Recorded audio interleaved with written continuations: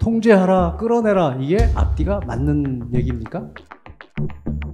전혀 앞뒤가 맞지 않는 말이 아닌 것 같은데 이렇게 맥락을 끊고 외부에서 지원하라는 의미는 뭐냐고 하면서 답을 그렇게 강요하듯이 질문하시면 어떡해요. 고지하겠습니다. 증인으로 인해 본인이나 친족이었던 사람, 법정 대리인. 증인? 예. 제가 좀 묻겠습니다. 증인은 24년 12월 3일 당시 수도방위 사령부의 제1경비단 단장이었죠. 그렇습니다.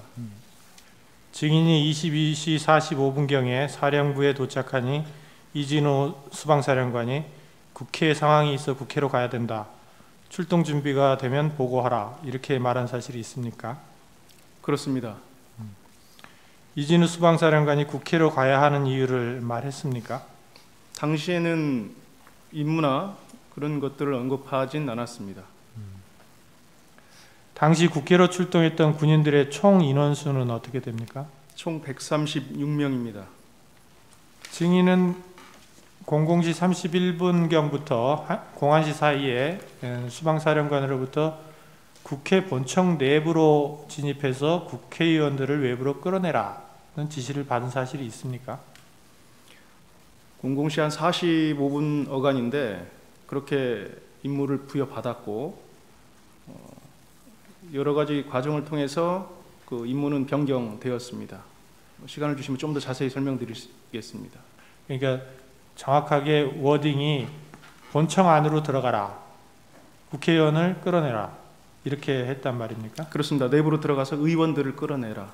그거는 증인의 해석이 들어가 있는 게 아니고 하여튼 수방사령관의 지시사항인 거죠? 예, 그렇습니다. 이것도 이제 아까 말씀하신 것처럼 뭐 그 윗선 대통령 또는 국방부 장관의 지시에 따른 것이다 이런 말을 한 적은 없습니까? 없습니다. 그러면 이제 특전사 군인들이 이제 국회의원을 밖으로 데리고 나오면 경로를 열고 그런 다음에 경로를 열고 그럼 그 사람들을 어떻게 해요? 거기까지 말씀하신 겁니다. 경로를 열고 그냥 그 이후의 역할들은 저희에게 별도로 부여된 임무는 없었고 제가 생각했을 때는 특전사 인원들이 어떠한 조치를 하는 것으로 해석했습니다. 15명 00시 20분에서 한 25분 전 그 사이에도 넘어갔죠? 예, 추가적으로 넘어갔습니다. 15명 넘어간 거 이준 사령한테 보고했죠? 예, 그렇습니다. 예. 그 국회에 넘어간 사람이 15명밖에 안 되는데 이준우 사령관이 00시 40분경에 증인할 때 그런 지시를 했다는 겁니까? 예, 그렇습니다.